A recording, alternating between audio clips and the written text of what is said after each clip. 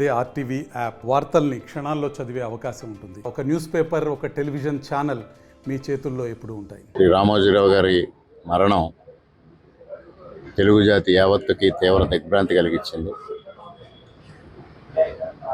తెలుగు జాతి ఖ్యాతిని ప్రపంచం నలుమూలలో వ్యాపించింది నందమూరి తారక రామారావు గారు అయితే, ఆ తదుపరి స్థానం రామోజీరావు గారిది.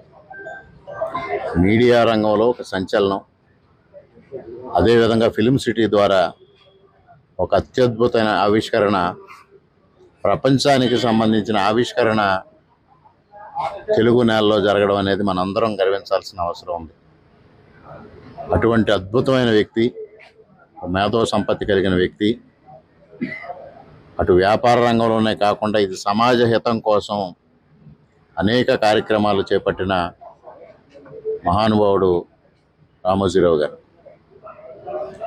మీడియా రంగంలో సంచలనం సృష్టించి పద్మవిభూషణ్ అవార్డును కైవసం చేసుకున్న తొలి తెలుగు వ్యక్తి రామోజీరావు గారు.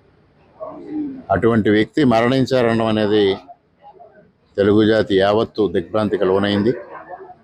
ఆయన మరణం జీర్ణించుకోలేని విషయం. ఆయన ఎందరికో మార్గదర్శకంగా ఉన్నారు.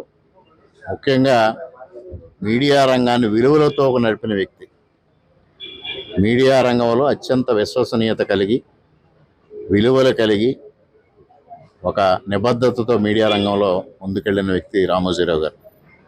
అదేవిధంగా ఫిలిం సిటీ నిర్మాణం ద్వారా ప్రపంచం యావత్తు సినీ రంగం ఇక్కడికి వచ్చి సినిమా నిర్మాణాలు చేసుకునే దిశగా ఫిలిం నగరం చేయడం. కానీ ఆయన్ని దురదృష్టవశాత్తు రాజకీయాలు చూపించి అనేక ఇబ్బందులకు గురి చేసి ఆయనకి తీవ్రమైన మనోవేదన కలిగించడం కూడా చాలా దుర్మార్గమైన విషయం. ఆయన ఆత్మకు శాంతి చేకూరాలి.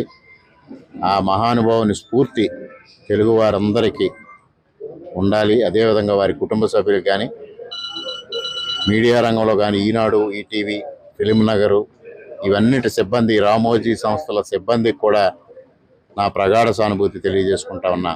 మరొక్క మారు ఆయన ఆత్మకు శాంతి చేకూరాలని భగవంతుని ప్రార్థిస్తూ సెలవు. మరిన్ని వీడియోస్ కోసం ఛానల్ ని సబ్స్క్రైబ్ చేయండి. లేటెస్ట్ అప్డేట్స్ కోసం వాట్సాప్ ఛానల్ ని ఫాలో చేయండి. అండ్ లింక్ డిస్క్రిప్షన్ లో ఉంది.